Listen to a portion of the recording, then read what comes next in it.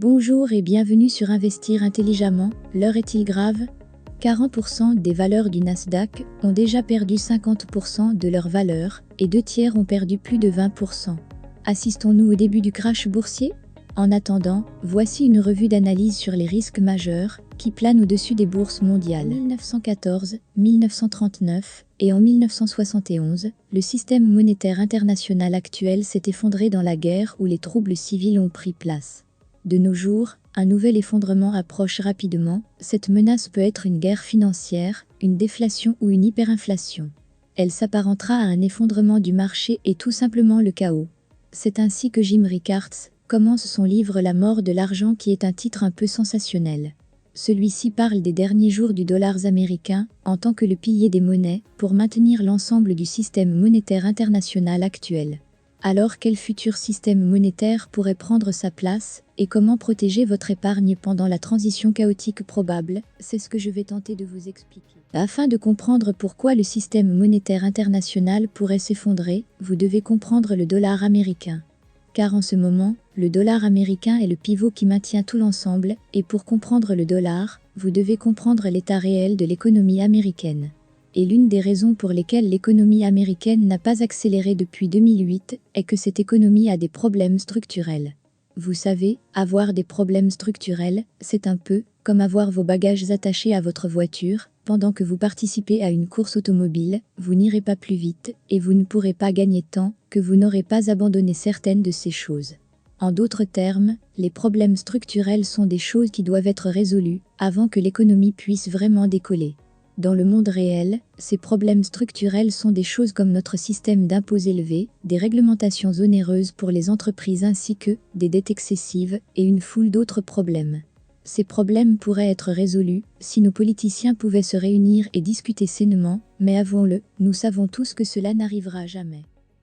La prochaine crise pourrait être une déflation. Vous comprenez probablement ce qu'est l'inflation. C'est ce à quoi nous sommes tous habitués.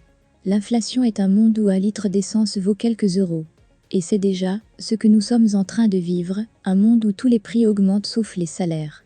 Avec la déflation, la tendance générale est inversée et les choses deviennent moins chères avec le temps. Cette déflation peut entraîner le report de décisions d'achat des ménages et d'aggraver la baisse des prix. Car comme je vous le rappelle, si la demande augmente, les prix augmentent, si la demande diminue, les prix baissent. Pour illustrer ceci, c'est comme des milliards de nouveaux travailleurs entraient dans un pays émergent. Pour conséquence, les prix des salaires, ainsi que la demande baisseront.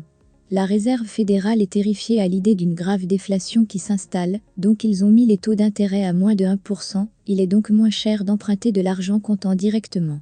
Et puisque fondamentalement, le monde entier est endetté en ce moment, une déflation en série pourrait provoquer une vague de défauts de paiement et un effondrement économique, et bien que les taux d'intérêt et l'impression de devises aient empêché l'effondrement de l'inflation, ils n'ont pas fait démarrer l'économie, parce que les États-Unis ont ces problèmes structurels. Bien sûr, les taux d'intérêt bas et l'impression des billets ne sont pas sans risque. J'adore l'analogie que Rickards utilise pour nous expliquer cela. Il nous demande d'imaginer l'économie américaine en tant que patient hospitalisé.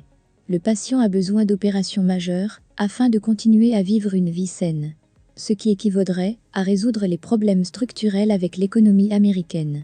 Cependant, nos politiciens sont les membres de la famille du patient qui se disputent sur les problèmes réels et encore moins sur la façon de les résoudre. Le docteur, la Réserve fédérale entre régulièrement et administre de la morphine sous forme d'argent fraîchement imprimé afin que le patient ne ressent pas la douleur intense qu'il ressent réellement. Bien sûr, le problème est que la Fed ne peut pas continuer à le faire pour toujours.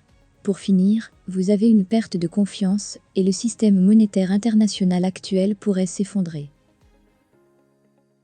Les pays producteurs de pétrole, comme le Conseil de coopération du Golfe, ainsi que les marchés émergents comme les BRICS, sont frustrés par le fait que leurs réserves en dollars perdent de la valeur à cause de l'impression de devises du gouvernement fédéral.